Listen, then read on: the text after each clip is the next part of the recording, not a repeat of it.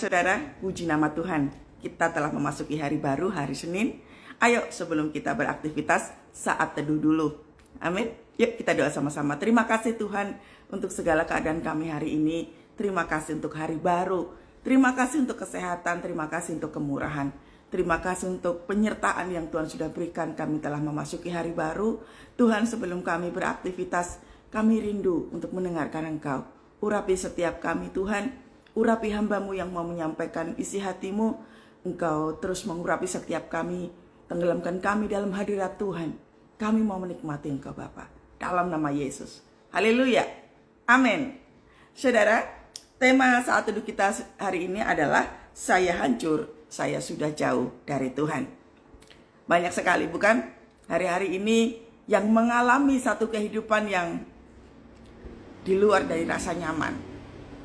Kehancuran, kehilangan itu seperti hampir-hampir setiap hari saya mendengar itu. Mari kita koreksi diri. Apa yang terjadi? Ya? Apa yang terjadi? Kenapa ini seperti ini? Kita buka di kitab Lukas 15, mulai dari ayat yang ke-11. Dibuka Alkitabnya. Lukas 15, ayatnya yang ke-11 sampai ayat yang ke-24. Judul perikopnya adalah perumpamaan tentang anak yang hilang. Yesus berkata lagi, ada seorang mempunyai 2 anak laki-laki. Kata yang bungsu kepadanya, Bapak, berikanlah kepadaku bagian harta milik kita yang menjadi hakku. Lalu ayahnya membagikan harta kekayaannya itu di antara mereka. Sampai di sini dulu. Saya rasa kita semua tahu cerita ini. Bagaimana ada si sulung dan si bungsu bagi-bagi warisan, ya. Yang satu anak bungsunya minta ke semuanya, minta sama bapaknya, dikasih sama bapaknya. Nah, sementara si sulung dia tetap ikut bapaknya. Anak bungsunya itu begitu terima semua warisan dari bapaknya, pergi meninggalkan bapaknya. Tahu kan cerita itu? Nah, coba kita mengalami kehancuran, kita koreksi diri. Kita sudah melakukan apa di hadapan Tuhan? Apakah kita selama ini tuh betul-betul mengasihi Tuhan? Atau jangan-jangan kita seperti si bungsu ini? Seperti di ayat yang ke-12 ini, Bapak berikanlah kepadaku bagian harta milik kita. Dengan kata lain, kita itu seperti berdoa, minta mujizat sama Tuhan. Berapa sering kita terima mujizat daripada Tuhan? Sering bukan? Kalau kita tulis dalam sebuah kertas, mujizat yang Tuhan berikan dalam hidup kita itu banyak banget. Sampai mungkin gak terhingga, saking banyaknya. Tetapi coba kita lihat, mengapa mengalami kehancuran? Apakah kita itu sungguh-sungguh mengasihi Tuhan? Yang pertama, sewaktu kita mengalami datang kepada Tuhan hanya karena faktor mujizat, kita akan gampang hancur. Coba kita lihat apa buktinya. Kata si bungsu itu kepada bapaknya, berikanlah kepadaku bagian harta milik kita yang menjadi hakku. Lalu ayahnya membagikan harta itu. Beberapa hari kemudian anak bungsu itu menjual seluruh bagian itu, lalu pergi ke negeri yang jauh. Di sana ia memboroskan harta miliknya itu dengan hidupnya berfoya-foya. Ini gambaran hidup sembrono. Coba kita itu cek dulu. Apakah kita itu sungguh-sungguh melakukan kehidupan kita itu baik? Atau jangan-jangan kita selama itu hidupnya sembrono, makanya ngalami kehancuran. Kita sembrono dengan kehidupan kita. Makanya diizinkan Tuhan ngalami semuanya. Coba sekarang Anda cek. Yang live, yang ikut saya di online ini, coba dicek. Cek keadaanmu sekarang ini. Bagaimana cara kita hidup hari-hari ini? Apakah kita sungguh-sungguh hidup untuk Tuhan? Atau jangan-jangan seperti si anak bungsu ini. Begitu minta duit sama Tuhan, lalu apa saudara? Memboroskan harta miliknya, lalu foya-foya. Ini gambaran anak-anak Tuhan yang sembrono. Begitu terima mujizat, hilang. Seperti 100 ekor domba, 99-nya udah nggak tahu lagi kemana. Yang kembali kepada Yesus cuma satu. Makanya yang 99 ini begitu terima mujizat, nggak lama pasti ngalami kehancuran. Beberapa waktu yang lalu, ada yang konseling sama saya. Saya sudah mau bunuh diri, Bu. Saya ditipu habis-habisan. Saya nggak bisa tidur, saya itu sudah doa. Tapi Tuhan nggak memberikan pertolongan apa-apa. Yuk iya. Konsekuensi hidup sembrono itu harus dialami. Nggak bisa, saudara. Kita kalau habis-habisan langsung datang kepada Tuhan, lalu Tuhan menyelesaikan, itu nggak bisa begitu. Tuhan Allah kita itu sangat mengasihi kita. Makanya kita tidak akan pernah diizinkan hidup sembrono. Memang, saudara, mata Tuhan tertuju kepada Anda dan saya setiap hari. Yang terus aja melakukan dosa, ya kadang suka dibiarin dulu sama Tuhan. Begitu itu membahayakan jiwanya baru ditarik. Makanya saudara, kalau hari-hari ini kita itu ngalami satu kehancuran kehidupan dan tiba-tiba Tuhan menarik kita, harusnya bersyukur, jangan berteriak. Hati-hati, kalau responnya salah, rasa frustrasimu makin-makin. Lihat ini, si anak bungsu ini begitu memboroskan harta miliknya, hidup berfoya-foya, apa yang terjadi? Perhatikan ayat yang ke-14. Setelah dihabiskannya semuanya, timbullah bencana kelaparan di dalam negeri itu, dan ia pun mulai melarat. Akibat terima mujizat, tidak bisa menjaga hidupnya dengan benar. Ini yang terjadi. Timbul bencana kelaparan, dan ia pun mulai melarat, habis-habisan. Saat kita itu terima mujizat, hidup kita nggak benar. Kita tidak menjaga hidup kita, sembrono kehidupan kita. Siap-siap aja. Habis-habisan. Di sini dikatakan mulai melarat. Melarat di sini tuh artinya tuh benar-benar tidak bersisa. Sungguh-sungguh nggak bisa apa-apa. Sampai coba lihat ini, kejadiannya kayak begini. Lalu ia pergi dan bekerja pada seorang majikan di negeri itu. Orang itu menyuruhnya ke ladang untuk menjaga babinya. Padahal dia itu punya bapak yang kaya raya. Sampai dia itu harus melakukan seperti ini. Sebagai penjaga babi. Seberapa banyak kita sampai diperbudak dengan seperti ini. Diperbudak dengan segala ketakutan, diperbudak dengan segala kebutuhan hidup. Padahal punya bapak yang kaya raya banget. Seberapa banyak kita itu suka diperbudak dengan segala macam kebutuhan hidup. Beberapa waktu yang lalu, orang DM sama saya, kami sudah lama Bu tidak pergi ibadah. Karena kami setiap minggu harus jualan, harus bekerja. Dia jualan, dia punya suami harus bekerja mati-matian untuk membayar utang. Sadar nggak saudara, orang yang seperti ini tuh diperbudak sama iblis. Memang betul, kebutuhan kehidupan itu memang harus dicukupkan. Sepertinya benar bahwa kita harus kerja untuk menutup utang. Sepertinya benar. Tapi Anda nggak sadar. Anda diperbudak oleh iblis agar supaya Anda itu memiliki kehancuran dalam kehidupan yang makin hari makin hancur. Makanya ngerti saudara. Ngertilah isi hati Tuhan. Ketika fokus kita sudah mulai salah. Ya kayak begini jadinya. Ngalami kehancuran yang luar biasa dahsyat. Ada satu jemaat itu menghubungi saya, dia tertipu miliaran. Tiap hari menghubungi saya nggak mau gubris saudara. Kenapa? Sudah ditelepon, sudah diajarkan, tinggal praktek.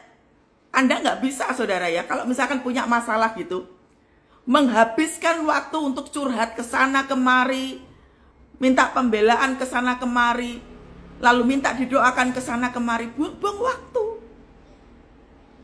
Kalau sudah hancur, akui kehancuran itu. Jangan membuang energi untuk meratapi nasib terus cerita ke sana kemari. Yang ada negatif pikirannya. Semakin sering kita ketemu sama orang, semakin sering kita menceritakan persoalan hidup kita, semakin sering perkataan kita akan menjadi negatif. Sadar tidak itu dibikin sama iblis begitu?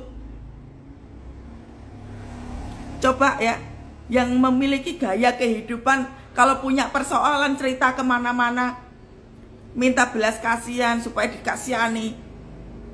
Anda buang-buang waktu, saudara.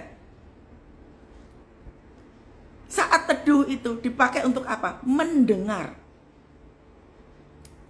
Saat teduh itu artinya waktu kita datang kepada Tuhan itu, kita adalah membangun hubungan dengan Tuhan. Ada pemberesan di dalam kehidupan kita. Makanya kalau sudah hancur-hancuran begini, coba lihat dulu ya. Lalu ia pergi dan bekerja pada orang majikan di negeri itu. Ini sudah tahu bapaknya kaya raya. Seberapa sering kita itu merasa bahwa aku udah gak layak datang kepada Tuhan. Aku dosa banget, itu loh ditipu sama iblis. Kita dibuat supaya kita itu tuh sungguh-sungguh gak bisa lagi datang kepada Tuhan. Dibuat rendah diri. Dibuat takut terus sama iblisnya. Supaya apa toh? Tujuan iblis itu adalah mematikan hubungan kita semua itu dengan Tuhan. Sadar, saudara, sadar. Kalau kehidupan kita hanya memikirkan tentang, ya kayak begini nih. Seperti anak bungsu yang suka menghabiskan uang ini. Akhirnya berfoya-foya, ngalami satu kemelaratan. Bukannya datang kepada bapaknya yang si kaya raya itu, tapi malah apa? Cari jalan keluar sendiri. Ini kayak begini. Sampai ia pergi, menyuruhnya pergi ke ladang jaga babi lagi. Dia mencari jalan keluar sendiri, merendahkan dirinya sebagai penjaga babi. Coba kalau misalkan Anda itu punya anak, Anda adalah orang yang kaya raya, punya papi mami seorang pengusaha kaya raya, terus ngelihat anaknya itu jadi, maaf banget, jadi tukang bersih-bersih misalkan. Kira-kira itu orang tua lihat anaknya kayak gitu sedih tidak? Sedih toh? Kan seharusnya kalau misalkan sudah hancur-hancuran gitu ya ngomong sama bapaknya toh. Pak, Ma, saya ngalami kehancuran. Nah ini enggak. Seberapa sering kita kalau ngalami kehancuran terus cari jalan keluar sendiri. Masih ada itu kalau misalkan awal bulan itu orang kalau DM sama saya, Bu, ini sudah waktunya awal bulan, kami itu harus bayar utang. Nggak tahu harus seperti apa, Bu. Akhirnya utang dibayar dengan utang. Gali lubang, tutup lubang. Kayak gitu terus. Ini loh, kayak gini. Mencari jalan keluar sendiri. Padahal biasanya jalan keluar yang kita cari itu justru mendatangkan penderitaan yang lebih-lebih. Ini loh contohnya kayak begini. Sampai ngenes banget ini di ayat yang ke-16, coba perhatikan. Lalu ia ingin mengisi perutnya dengan ampas yang menjadi makanan babi itu. Tetapi tidak seorang pun memberikannya kepadanya. Coba loh, dia kelaparan, cuma mau makan ampas babi aja, orang gak mau kasih. Ini adalah gambaran daripada kita. Kalau semuanya habis gak bersisa, mau ngapain aja gak bisa, ya kayak gini. Berapa sering saudara kita tuh cari jalan keluar sendiri. Bu, buat beli beras aja susah, Bu. Buat beli ini aja susah, Bu. Bingung saya, Bu. Ya kayak gini. Tidak mengenal bapaknya yang maha kaya itu, tapi terus-menerus meratapi nasib. Kayak begini si bungsu itu. Coba koreksi diri dengan cepat, saudara. Seberapa sering Anda dan saya itu dengerin khotbah tiap hari? Anda yang sudah klaim diri bahwa sudah melakukan saat teduh tiap hari, hasilnya apa? Kekristenan kita hasilnya apa? Saudara, jangan cuma hanya berdoa saja. Kekristenan harus ada buahnya. Perhatikan pohon ara yang dikutuk sama Tuhan. Coba kita flashback lagi. Pohon ara dikutuk sama Tuhan Yesus itu kenapa toh? Pohon aranya itu tumbuh sebenarnya, ada daunnya juga. Tapi sayangnya nggak berbuah. Sampai Tuhan Yesus apa toh? Udahlah, terkutuklah kamu. Saking marahnya sama Tuhan Yesus itu. Sama seperti kita, saudara. Kalau kita itu kekristenan nggak ada buah sama sekali, terkutuklah itu, sampai kata Tuhan. Artinya apa toh? Kekristenan tanpa buah itu ya kayak begini. Sudah ke gereja, sudah saat teduh, sudah baca firman, sudah melakukan pujian penyembahan, hasilnya nggak ada. Tetap aja khawatir, tetap aja cari jalan keluar sendiri, tetap aja nggak percaya sama Tuhan. Ini contoh dari tidak berbuah. Kita suka mengatakan bahwa berkat itu datangnya daripada Tuhan. Suka ngomong begitu kan. Tapi coba begitu kepepet, bayar angsuran nggak bisa. Berani nggak kita ngomong begitu? Aku percaya Tuhan yang mencukupkan. Berani tidak? Atau jangan-jangan udah kepepet? Kali lubang tutup lubang, jual rumah aja lah. Jual mobil aja lah, semua aset dijual-jualin tanpa berdoa.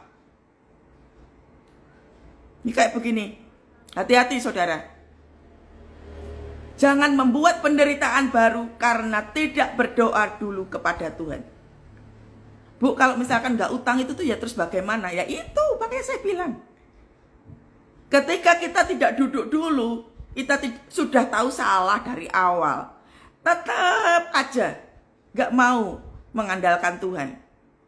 Ya kayak si orang jemaat yang tiap hari ini telepon saya, WA saya, nggak saya gubris saudara. Kenapa? Saya tidak bisa mengajarkan orang yang tidak mau mendengar. Kalau disuruh doa, Anda itu ngalami kehancuran, yang harus dilakukan adalah benahi diri kita ini dengan Tuhan. Bukan Anda telepon saya berkali-kali, Bu ini begini. Anda seperti memberikan laporan bahwa ini loh penderitaan A terjadi, penderitaan B terjadi, penderitaan C terjadi. Tiap kali punya masalah telepon saya. Ya saya nggak mau saudara. Kita hidup itu bukan untuk seperti itu. Berbuah. Katakan kepada dirimu sendiri, kita hidup jadi Kristen harus berbuah. Nggak perlu kaya, saudara. Hati-hati, banyak orang kaya, frustrasi banyak. Nggak ada jaminan punya duit itu tuh betul-betul membahagiakan hidup kita. Nggak ada jaminan. Buat apa kita punya semuanya? Atau sebaliknya, kita nggak punya apa-apa, tapi kita itu hubungan dengan Tuhan aja mati. Kita hidup tujuannya apa toh? Nah, pegang dulu. Jangan punya kehidupan sembrono. Nih loh, sampai anak ini mau makan ampas babi aja. Memakan ampas babi itu bicara tentang apa toh? Maaf sekali. Kehidupan yang maaf ya, yang sudah kere banget. Mungkin sampai harus makan sisa makanan orang. Itu kan udah kebangetan sebenarnya. Puji Tuhan saudara. Sampai hari ini saya tidak pernah mengalami itu. Sampai kekurangan apa, beras misalnya, atau nggak bisa beli apa kayak gitu. Puji Tuhannya, saya tidak pernah merasakan itu. Suatu kali saudara, waktu saya kuliah, saya pernah sih ngalami, karena pada waktu itu saya belum mengerti bagaimana caranya berdoa. Jadi waktu kuliah dulu, Tuhan itu sebenarnya mengajarkan saya tentang keuangan itu justru pada zaman kuliah. Tuhan sudah katakan dari awal, Kathy, untuk urusan kuliah, semuanya itu adalah dariku. Tapi syaratnya adalah nggak boleh minta, nggak boleh utang. Tapi pada waktu itu saya buat kesalahan. Karena kepepet banget mau skripsi, saya nggak punya uang, saya pinjam ke teman saya.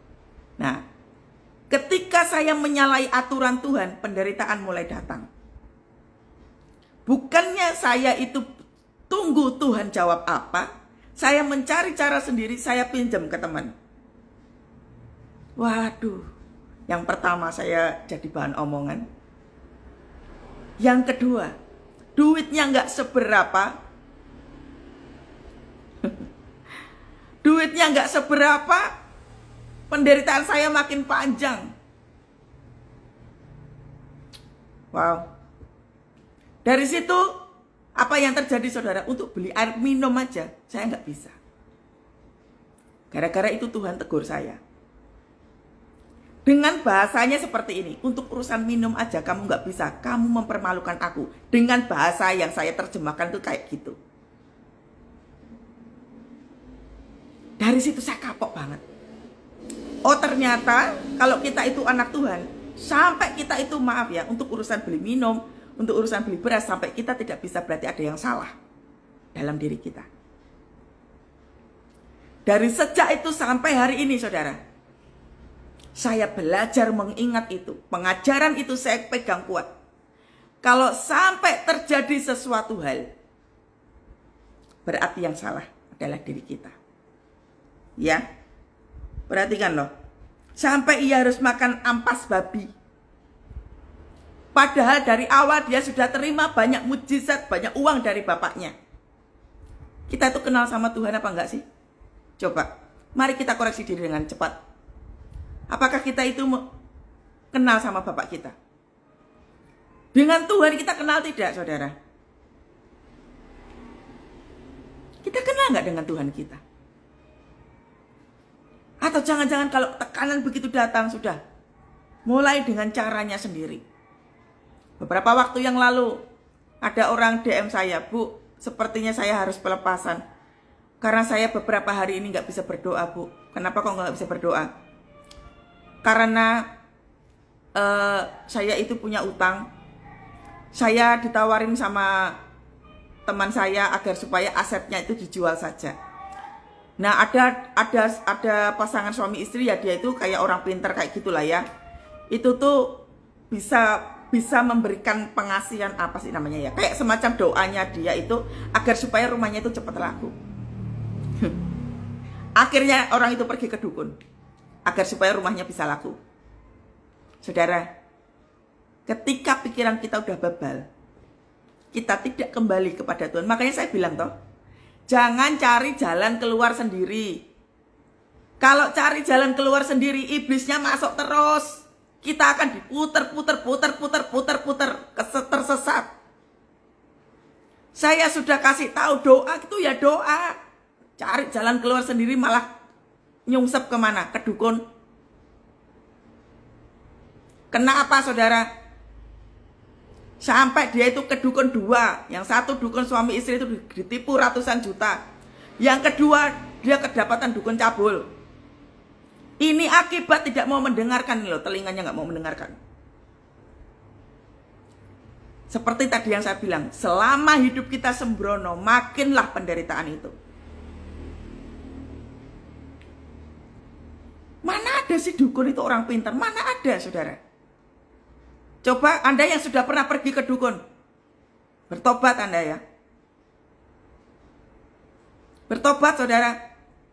Anda tidak akan bisa berdoa. Karena seluruh kehidupan kita itu, identitas kita dicuri sama iblis. Tapi Bu, dukunnya itu tuh tahu semuanya. Ya iya. Ketika kamu menginjakkan kakimu di rumah si dukun itu seperti kamu menyerahkan KTP. Identitas kamu dicuri sama iblis. Makanya jangan heran kalau misalkan, iya loh, saya itu diramal cocok. Lalu Anda tertipu. Anda datang lagi ke dukun itu, wah ngasih semuanya. Seluruh aspek kehidupan kita, nggak cuma kita. Semua yang bertalian darah sama kita menjadi kuasanya iblis. Anda makanya mau doa kayak apapun ya nggak bisa. Makanya jangan sembrono saudara. Kalau sudah kepepet itu jangan sembrono. Jangan cari jalan keluar sendiri. Nih loh jadinya kayak begini. Sampai ia harus makan dengan ampas untuk menjadi makanan babi itu, tetapi tidak seorang pun memberikannya kepadanya untuk urusan makan sampah aja loh. Sampai dia nggak dapat. Diizinkan Tuhan terjadi supaya kita ini, yang telinganya sudah tertutup, yang matanya sudah buta ini, kembali ke Tuhan. Jadi saudara, kalau sudah kepepet seperti ini, jangan mikirin jawaban doa. Saya itu sudah berkali-kali memberitahukan. Jangan mikir jawaban doa. Anda akan frustrasi. Benahi dulu, berdamailah dengan Tuhan dulu. Perhatikan ayat berikutnya. Lalu, ayat yang ke-17 ya. Lalu ia menyadari keadaannya, katanya, betapa banyaknya orang upahan bapakku yang berlimpah-limpah makanannya, tetapi aku di sini mati kelaparan. Baru sadar. Kalau sudah habis-habisan, sudah seperti ini, puji Tuhan loh. Anak ini menyadari bahwa aku ini sebenarnya punya bapak maha kaya loh. Tapi kok aku hidupnya kayak gini ya. Berapa sering coba kita itu suka marah sama Tuhan. Tuhan kok membiarkan aku hidup kayak begini sih? Itu pilihanmu. Tuhan kok engkau membiarkan sih aku mengalami kehancuran yang hebat seperti ini? Itu pilihanmu. Sadar tidak? Kita membuat pemilihan kehidupan yang sembrono. Makanya hasilnya jadi kayak begini. Kita menuduh Tuhan, kita marah dengan Tuhan, kita kecewa sama Tuhan. Itu adalah intimidasi iblis. Tujuan iblis itu kayak begitu. Gak sadar toh bahwa seluruh aspek kehidupan kita dikuasai oleh iblis. Buktinya apa? Buktinya adalah ketika kita ngomong, kok Tuhan membiarkan saya? Kok Tuhan tidak menolong saya? Itu loh bukti bahwa ini kita sudah dikuasai oleh iblis. Tapi sebaliknya, begitu kita sadar bahwa kehancuran itu adalah akibat dari dosa kita, kita datang kepada Tuhan. Tuhan, ampuni anakmu ini Tuhan. Yang meninggalkan engkau Tuhan, ampuni anakmu ini Tuhan. Yang melukai hatimu Tuhan, ampuni Tuhan. Sekarang aku pulang Tuhan, ampuni aku. Anda masuk dalam kerajaan sorga. Bisa ya membedakan kita lagi masuk dalam kerajaan sorga atau kita sedang dikuasai sama iblis. Anda bisa membedakan sekarang. Kalau nggak praktek kayak gini lagi. Amin ya. Praktek. Kalau sudah dengarkan pengajaran seperti ini, Anda harus praktek. Aku akan bangkit dan pergi kepada Bapakku dan berkata kepadanya, Bapa, aku telah berdosa terhadap sorga dan terhadap Bapa. Cepat-cepat sadar kayak gini nih loh. Cepatlah sadar. Nih toh, seperti tadi yang saya bilang, Bapa, aku telah berdosa terhadap sorga, terhadap Bapa. Bukannya kita marah sama Tuhan atau kecewa sama Tuhan, tapi sadari bahwa ada kesalahan yang kita perbuat. Udah minta ampun aja, udah salah, udah berantakan, udah kacau dan lain sebagainya. Minta ampun sama Tuhan. Jangan nyalain Tuhan, saudara. Ya kayak si jemaat yang kemarin itu. Sudah doa, Bu. Tuhan kok diam aja. Lah kok enak nyala-nyalain Tuhan? Kita ini siapa toh? Kok sampai menyalahkan Tuhan itu? Saya pernah, saudara, menyalahkan Tuhan. Wah, saya itu marah sekali. Tapi Tuhan itu penuh kasih. Tapi tiba-tiba saya sadar. Terus saya itu malu pada diri saya sendiri. Saya ini siapa ya? Marah-marah sama Tuhan. Saya yang hidupnya gak benar kok. Kok saya marahin Tuhan? Dari sejak itu, saudara, saya kapok sekali. Saya tahu bahwa iblis berusaha menguasai ininya saya. Iblis berusaha menguasai seluruh aspek hidup saya supaya saya itu membenci Tuhan. Tapi puji Tuhan ya, Tuhan itu sayang sama saya. Saya sadar betul bahwa perilaku saya, perkataan saya itu sudah mendukakan hati Tuhan. Dari sejak itu, saya minta ampun sama Tuhan. Tuhan, ampuni aku. Jadi kalau sudah kepepet seperti ini, saya sadar betul. Jadi kalau Anda sudah kepepet, sudah nggak tahu lagi harus seperti apa, minta ampun sama Tuhan. Tiap hari minta ampun sama Tuhan. Tiap waktu minta ampun sama Tuhan. Yesus, anak Daud, kasihanilah aku Tuhan. Ini seperti seruannya si Bartimius, yang si pengemis buta itu kan. Yesus, anak Daud, kasihanilah aku Tuhan. Sudah tahu pengemis, sudah tahu bahwa dia buta, dia memuliakan Tuhan. Yesus, anak Daud, kasihanilah aku. Ada sikap rendah hati. Kita selama ini rendah hati tidak dengan Tuhan, saudara? Atau jangan-jangan kita sudah dengan kemarahan kita masih aja, ingat loh ya, ingat sekali bahwa kita ini hidup kekristenan kita harus berbuah. Anda nggak bisa cuma jadi Kristen lalu mengklaim dirinya sudah berdoa, sudah melakukan pujian penyembahan, persis seperti yang Bu Kety bilang. Nanti dulu, ada hidup takut sama Tuhan tidak? Menaruh rasa hormat kepada Tuhan tidak? Apakah kita itu berbuah kekristenan kita? Iya atau tidak? Karena yang namanya doa, pujian penyembahan, baca firman Tuhan, itu adalah gaya hidup, bukan supaya mendapat jawaban doa. Bukan loh. Miliki gaya hidup benar. Kita ketemu sama Tuhan seperti ini, saat teduh seperti ini. Untuk apa toh? Untuk ketemu sama Bapak kita. Ibarat katanya kalau kita misalkan kita itu punya keluarga gitu ya, dengan papa, dengan mama, kita makan bareng-bareng. Ya kayak begini, itulah yang disebut dengan saat teduh. Ngobrol sama Tuhan. Nah kalau kita itu saat teduhnya bolong-bolong, iblisnya yang masuk. Makanya jangan heran penderitaan yang masuk. Itu sudah pasti itu. Tidak ada jaminan kita hidup di dalam Tuhan aja. Tidak ada jaminan kita nggak punya masalah. Apalagi kita itu nggak pernah doa. Makinlah saudara. Karena selama kita masih menginjakkan kaki di bumi, yuk persoalan pasti ada. Kita mau percaya Yesus atau enggak, persoalan tetap ono. Tetap ada. Ya. Aku akan bangkit dan pergi kepada Bapakku. Kata kuncinya adalah bangkit. Garis bawahi. Aku akan bangkit. Yang bisa membangkitkan kehidupan kita itu cuma kita. Anda gak bisa saudara. Telepon 1000 pendeta. Bu, doakan saya Bu. Kayak kemarin itu saya itu tertawa ya. Membaca komenan jemaat. Di situ dikatakan bahwa mengampuni itu adalah perintah Tuhan. Lalu dia komen sama saya, Bu, doakan saya Bu, supaya saya itu bisa mengampuni. Mengampuni itu ambil tindakan, bukan minta didoakan. Nggak bisa saudara. Pendetanya suruh doain, sementara Anda nggak mau ambil tindakan. Nggak bisa. Karena yang namanya perintah Tuhan itu untuk dilakukan.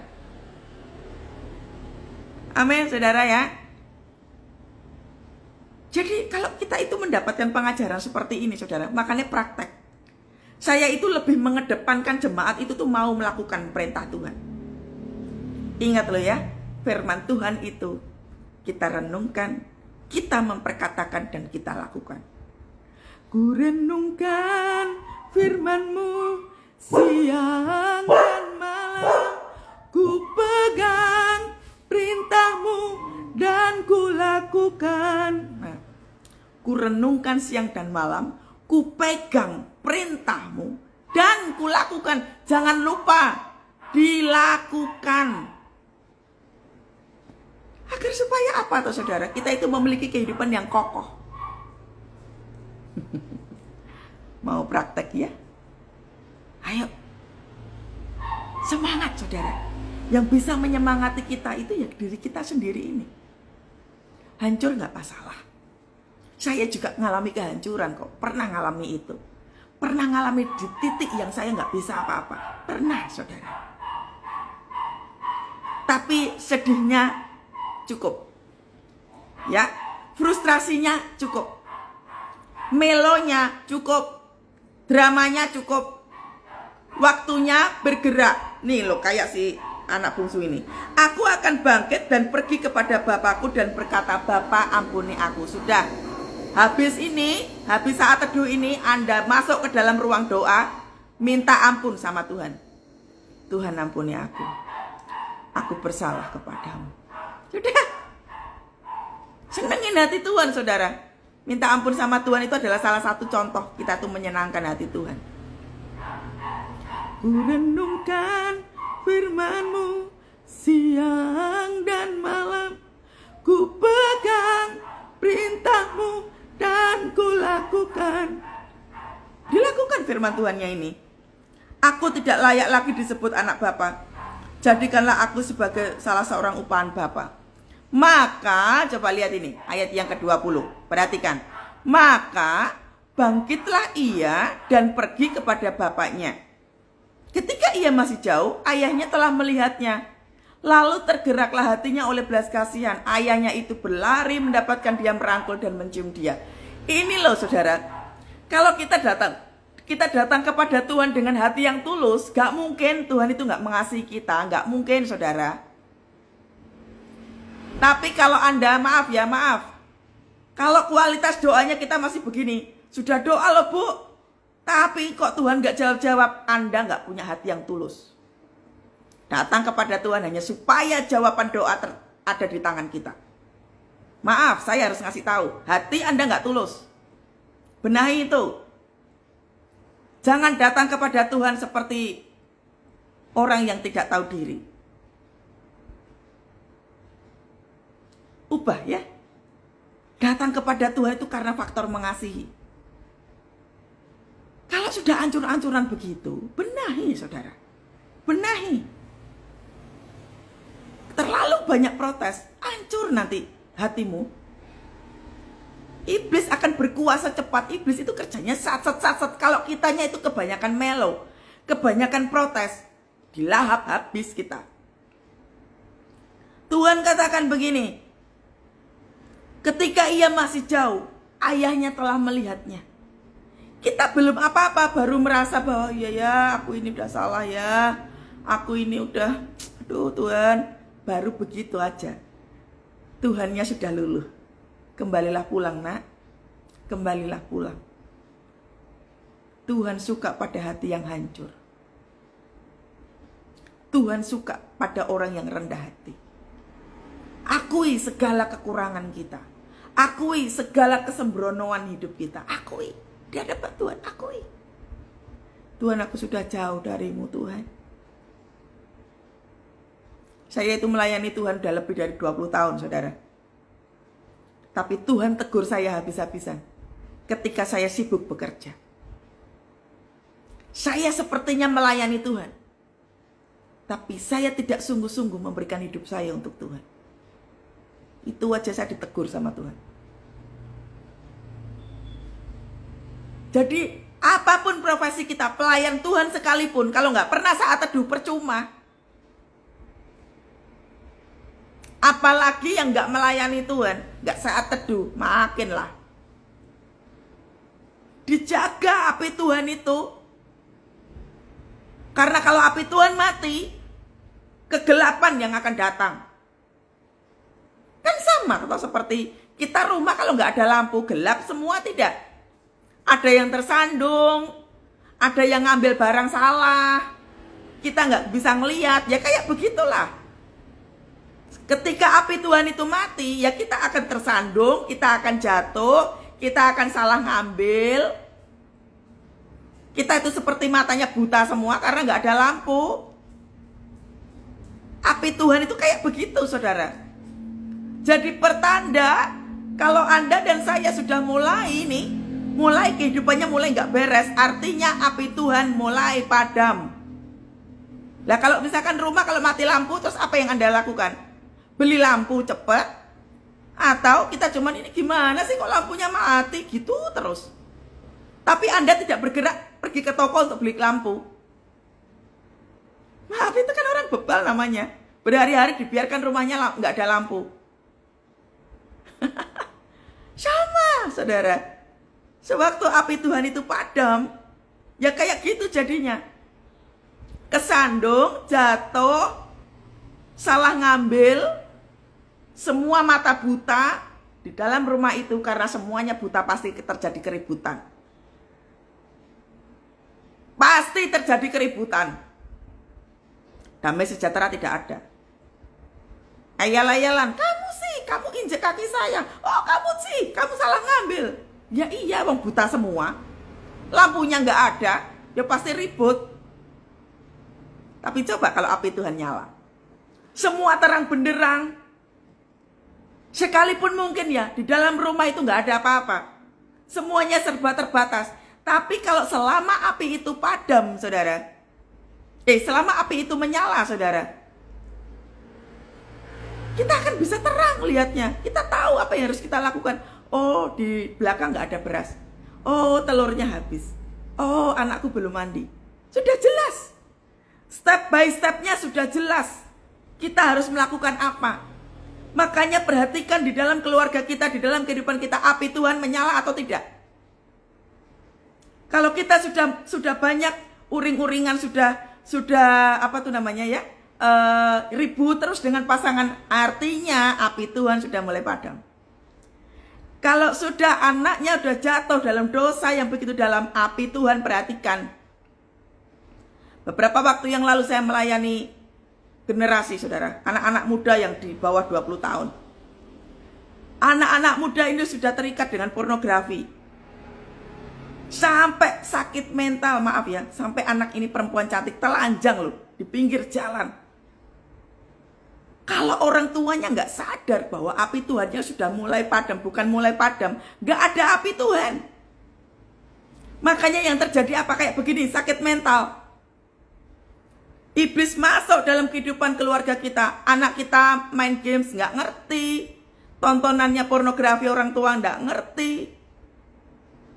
Ya, suami, pasangan melakukan perselingkuhan nggak tahu. Api Tuhannya padam. Makanya mata kita nggak bisa ngeliat. Di dalam rumah itu apa saja yang nyusup, nggak ngerti toh. Sesimpel itu, saudara, gambaran tentang api Tuhan itu sesimpel itu. Kalau sampai kita ini wanita sebagai tiang doa, nggak ngerti, ada pasangan selingkuh, nggak ngerti, anaknya sampai jatuh dalam dosa, nggak ngerti, apimu udah padam. Karena mata kita itu nggak bisa ngeliat. Ada sesuatu yang nggak beres. Perhatikan ya. Api Tuhan itu penting, saudara. Supaya mata kita nggak jadi bulan-bulanan iblis dibuat buta terus. Telinga kita jadi bulan-bulanan dibuat tuli terus. Hati-hati. Makanya kalau misalkan kita sudah skip saat teduh, wassalam, saudara. Jangan pernah berharap kita punya kehidupan yang baik. Ya, ayahnya itu berlari mendapatkan dia lalu merangkul dan mencium dia. Selalu kita datang kepada Tuhan, gak mungkin, saudara. Selama hatimu tulus, Tuhan akan memberikan damai sejahtera kepadamu. Ini loh contohnya. Kata anak itu kepada bapaknya, "Bapak, aku telah berdosa terhadap surga dan terhadap Bapak. Aku tidak layak lagi disebut anak Bapak." Miliki sikap rendah hati. Jangan teriak terus. Kalau sudah mengalami kehancuran, waktunya mulut kita yang diam, telinga kita yang mendengar. Kebanyakan kita tuh kebalik. Kalau udah hancur-hancuran, kalau sudah kehilangan, kita itu banyak ngomong. Padahal yang benar adalah pada waktu kehancuran terjadi, pada waktu kita kehilangan, kita diem. Waktunya Roh Kudus bicara. Karena Tuhan itu berbicara justru pada saat kita ngalami itu tadi tuh, yang bikin kita frustrasi, yang bikin kita depresi, yang bikin kita pengen bunuh diri, itu waktunya Tuhan mau bicara. Bukan kita yang ngomong terus. Paham ya, saudara ya? Sedikit aja bicaranya. Bicara kita itu menggunakan mulut kita hanya memuji dan memuliakan Tuhan. Bukan kita uring-uringan terus. Makanya itu seperti jemaat saya ini tadi tuh, tiap hari, bayangin, dari kemarin itu ya, dari dia tahu saya, dia DM terus berkali-kali, tak diemin, saudara. Kenapa? Karena ngomong terus. Yang diceritakan apa? Kepedihan, penderitaan, sakit hati, luka, itu terus. Membiarkan mulut kita itu mengeluarkan sampah. Buang waktu tidak? Daripada mulut kita itu ngeluarin sampah, doa. Gak ada, saudara, yang namanya kita memuji dan menyembah Tuhan gak ada buah. Gak mungkin, saudara. Jangan buang energi buat ngeluarin sampah. Penderitaan terus yang diceritakan. Wah, Bu, saya ditipu. Wah, Bu, saya ngalamin ini. Wah, Bu, saya nggak bisa tidur. Wah, Bu, ini negatif terus. Nyembah Tuhan. Bu capek bu, udah nyembah Tuhan tuh capek banget bu. Orang kalau dipenuhi dengan roh jahat, saya itu menggambarkan pada diri saya. Saya itu kalau sudah mulai aras-arasan apa ya? Oh, agak malas gitu ya, agak malas untuk saat teduh. Itu saya itu menggambarkan diri saya sudah mulai dikuasai sama iblis. Saya harus punya alarm sendiri. Ketika saya sudah mulai tidak konsisten saat teduh, alarm itu langsung bunyi, kamu sudah mulai dikuasai iblis. Sama saudara. Bu, saya itu doa udah aras-arasan bu, gak ada hasil. Ya itu. Karena tujuannya udah salah sih. Datang kepada Tuhan kok mintanya jawaban doa. Ya kayak begini jadinya. Makanya kalau ada pengajaran begini saudara, renungkan. Kalau ada pengajaran seperti ini, renungkan. Oh iya ya, yang dibilang Bu Kety ini benar. Saya itu datang kepada Tuhan cuma pengen sembuh dari sakit. Mujizatnya gak ada. Nah, cap. Buang-buang energi saudara. Kalau nggak bisa doanya mbak, aku punya Tuhan yang besar, yang telah berjanji dan sanggup menggenapi. Imanku bersepakat, percaya kuasanya. Ku terima sekarang kemenangan darimu. Orang nyembah seperti ini mengenal bahwa Tuhannya itu maha dahsyat, maha besar. Artinya apa? Aku percaya kepada Tuhan. Sekalipun hari ini pintu mukjizat itu belum terbuka, aku punya Tuhan yang besar. Dia sanggup menolong aku. Dia sanggup memulihkan hidupku. Sekarang Tuhan, aku menyembah Engkau. Engkau Tuhan Allah yang dahsyat. Gitu. Jangan doanya, Tuhan gimana ini Tuhan? Tuhan gimana ini Tuhan? Jawaban doa lagi. Tuhannya bosen saudara, sama kayak tadi tuh. Saya di DM terus sama jemaat tiap menit. Saya aja nek, maaf ya, saya tuh nek membacanya. Kalau punya jemaat dablek udah dikasih tahu praktek kok. Udah dikasih tahu ini loh step-stepnya seperti ini. Tinggal praktek. Kalau mulut kita itu terus ngomong tentang penderitaan, iblisnya tepuk tangan saudara. Ayo ngomong penderitaan, ayo ngomong tentang kesedihanmu, ayo ngomong tentang kehancuranmu, terus ceritakan itu terus. Pecah ndak kepala? Makanya frustrasi, susah tidur, ndak bisa makan, pengennya muntah, lambungnya sakit, GERD. Ya kayak begitu. Karena membiarkan perkataannya negatif. Sekarang pagi hari ini Anda bertobat. Amin. Ayo kita rubah. Cara kita datang kepada Tuhan, cara kita berdoa harus berubah. Banyak memuji Tuhan, banyak memuliakan Tuhan. Sekalipun pintunya tertutup, ingat baik-baik. Sekalipun pintu itu masih tertutup. Kita beberapa waktu belajar tentang Paulus dan Silas, bukan? Ya, beberapa waktu yang lalu kita belajar tentang Paulus dan Silas. Waktu mereka ada di dalam penjara, sudah di dalam penjara, kakinya terikat. Apa yang dilakukan oleh Paulus dan Silas? Memuji Tuhan, bukan? Holy, holy are you Lord God Almighty. Worthy is the Lamb, worthy is the Lamb. You are holy. Hanya Engkau yang kudus Tuhan. Hanya Engkau yang ditinggikan Tuhan. Hanya Engkau yang dimuliakan Tuhan. Jangan biarkan mulut kita memuliakan persoalan kita. Jangan mulut kita membesarkan persoalan kita. Ayo sekarang dirubah saudara. Dirubah. Cara kita berdoa, cara kita nyembah Tuhan, cara kita memuji Tuhan, dirubah saudara. Jangan membesarkan persoalan. Karena Tuhan kita maha besar. Sebab Kau besar, perbuatanmu ajaib. Tiada seperti Engkau, tiada seperti Engkau. Sebab Kau besar, perbuatanmu ajaib. Tiada seperti Engkau, tiada seperti Engkau. Anda harus praktek.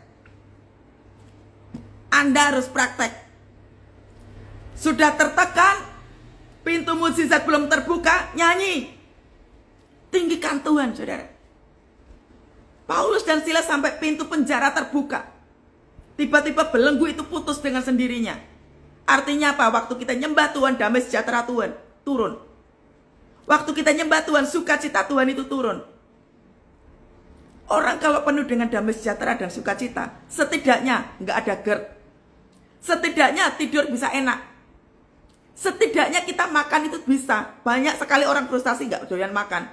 Makanya sakit-sakitan toh. Dengan memuji Tuhan tidak ada kelemahan tubuh. Dengan memuji Tuhan, gangguan kecemasan bisa dihancurkan. Kalau semuanya itu sudah, kita bisa melakukan step-step yang benar, saudara. Kita bisa mendengar suara Tuhan itu dengan jelas. Kita akan apa? Amin ya. Praktek ya saudara. Jangan mau kalah. Jangan membesar-besarkan persoalan kita, tapi besarkan nama Tuhan. Amin ya. Menjelang. Tetapi ayah itu berkata, ayat yang ke-22.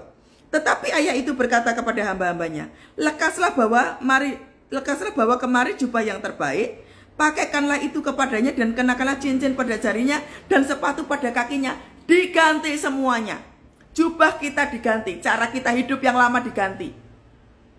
Itulah yang disebut dengan jubah yang baru diganti. Kita yang sudah hidup sembrono diganti, jubahnya sudah mulai diganti.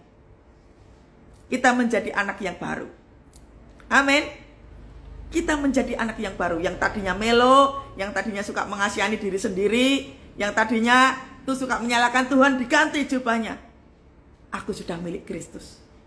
Aku sudah bukan milikku lagi, aku miliknya Tuhan. Tuhan, aku mau Tuhan. Aku mau Tuhan, Tuhan mau apa dalam hidupku Tuhan? Ambil alih kembali hidup saya Tuhan. Ambil alih Tuhan, aku percaya kepadamu. Bahwa masa depan yang penuh dengan harapan ada di tanganku. Aku percaya Tuhan, biarkan aku memuji Engkau. Maka jiwaku pun memujimu, sungguh besar Kau Allahku. Maka jiwaku pun memujimu, sungguh besar Kau Allahku. Tuhan yang dimuliakan saudara, Tuhan yang ditinggikan. Maka jiwaku memujimu, jiwaku memuliakan. Ya, jadi nanti waktu kita datang kepada Tuhan, tinggikan Tuhan yang seperti ini. Amin. Ya, wow, Tuhan dahsyat ya. Sampai diganti loh jubah kita itu, sampai dikasih cincin, ya, sampai dikasih sepatu kita diganti. Kehidupan lama kita sudah mulai diganti sama Tuhan. Cara kita ngomong udah mulai berubah. Amin ya. Sewaktu kita ketemu sama teman-teman kita ngomong sama pasangan hidup kita, kalau misalkan mungkin pekerjaannya hasilnya kurang baik, gak apa-apa, kita doa lagi. Tuhan pasti nolong. Ingat ya, ibu-ibu, para wanita khususnya, saya memperingatkan Anda yang wanita, khususnya ibu rumah tangga, atau engkau adalah seorang istri, Anda itu tiang doa. Kehidupan keluarga kita tergantung bagaimana tiang doa itu memiliki kekokohan dalam iman. Kalau tiang doanya sudah mulai ambruk, Anda harus cepat bangkit. Anda harus support pasangan. Anda harus support anak-anak. Tapi Bu, persoalannya pasangan saya begini. Tetap tugas kita, peran kita sebagai seorang istri, sebagai tiang doa harus dilakukan. Kalau sampai pasangan kita itu jatuh dalam dosa, itu tugas tiang doa. Api Tuhannya sudah mulai padam. Seperti tadi yang saya bilang, kalau segala sesuatunya padam, mata kita ini gak tajam ngelihat. Jangan coba-coba meraba-raba. Bu, saya bisa kok Bu meraba-raba mana sendok, mana piring. Jangan menggunakan kekuatan sendiri. Ya, memuliakan Tuhan tiap hari. Udah, doanya sedikit aja. Saya itu kalau doa untuk keperluan diri saya cukup mengatakan, Tuhan, untuk yang tagihan ini belum. Sudah, sekali aja ngomongnya, gak usah diulang-ulang.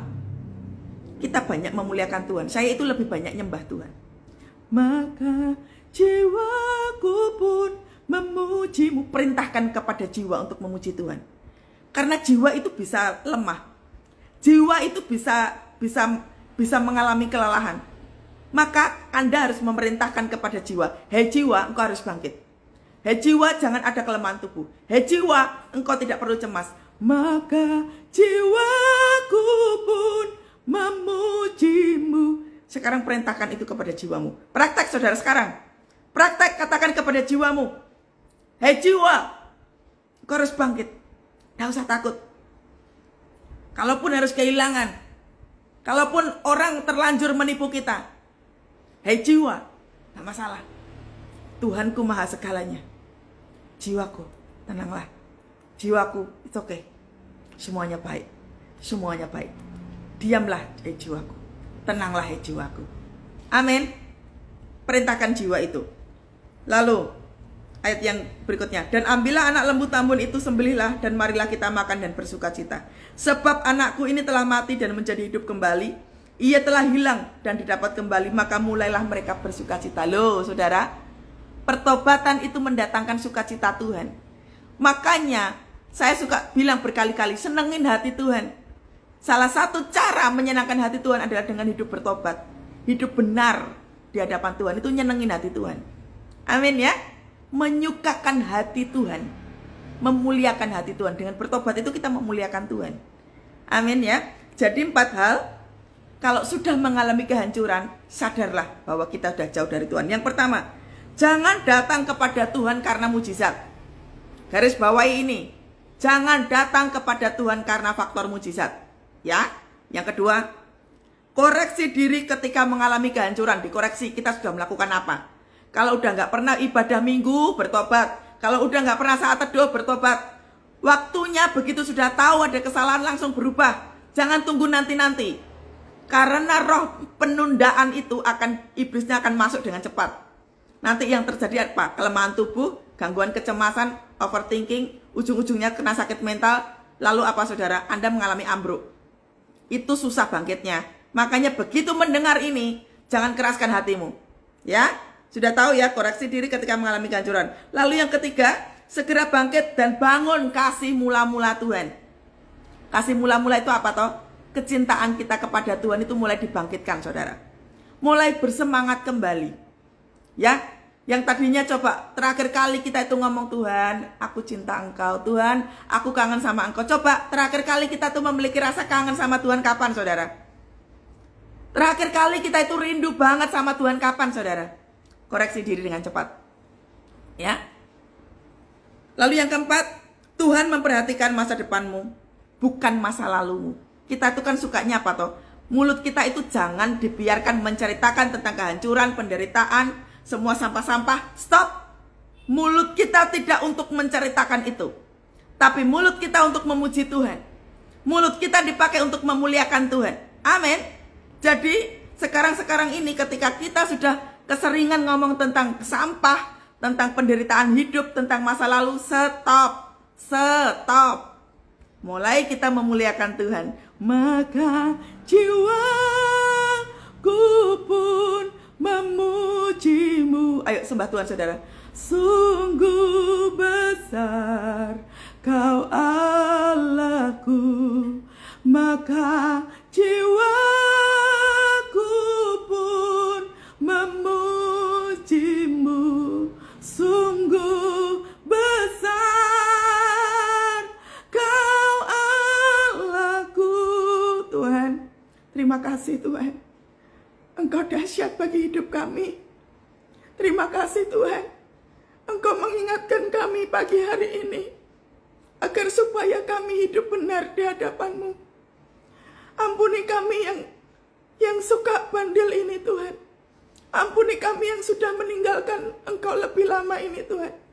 Ampuni kami yang suka marah-marah ini. Ampuni kami Tuhan. Kami mau hidup benar pagi hari ini. Mulai hari ini kami mau hidup benar. Mulai hari ini kami mempersembahkan hidup kami seutuhnya kepadamu. Kalaupun kami mengalami kehancuran hari ini Tuhan, kami mengalami kegagalan yang begitu luar biasa Tuhan, kami percaya kepadamu. Engkau Tuhan Allah yang sanggup mengembalikan keadaan. Tapi Tuhan, bentuk kami kembali. Kami mau seperti anak bungsu ini Tuhan. Kami mau pulang untuk kembali kepada Engkau. Kami mau Tuhan Yesus, kami mau dibentuk ulang. Proses setiap kehidupan kami Tuhan, kami mau hidup benar Tuhan. Kami kapok dengan kehidupan cara lama kami.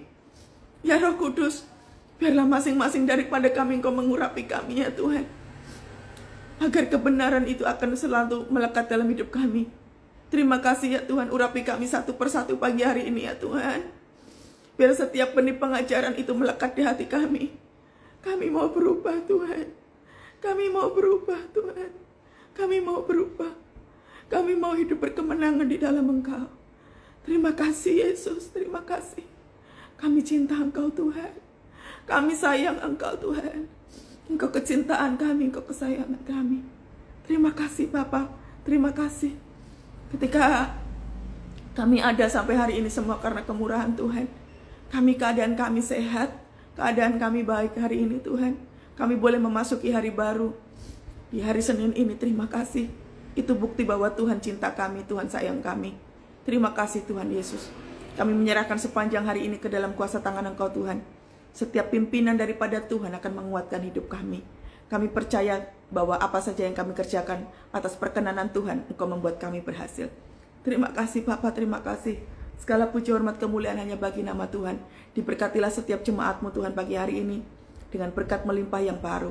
Dengan kekuatan yang baru. Tuhan memberkati setiap langkahmu. Tuhan memberkati setiap pekerjaanmu. Tuhan memberkati semua bisnis yang kau lakukan. Biarlah perkenanan Tuhan turun atas setiap kehidupanmu. Keluar masukmu diberkati Tuhan. Pagi hari ini berlimpah penyertaan Tuhan dan damai sejahtera Tuhan menyertai kita semua. Hanya di dalam nama Tuhan Yesus kami berdoa, kami ucap syukur. Haleluya. Amin. Tuhan Yesus dahsyat, Tuhan Yesus dahsyat. Praktek ya saudara, jangan hilang sukacita. Amin. Memasuki hari yang baru, kita tetap bersukacita di dalam Tuhan. Ya, luar biasa ya. Tuhan Yesus dahsyat. Sampai ketemu lagi hari Rabu ya. God bless, Tuhan Yesus memberkati. Shalom.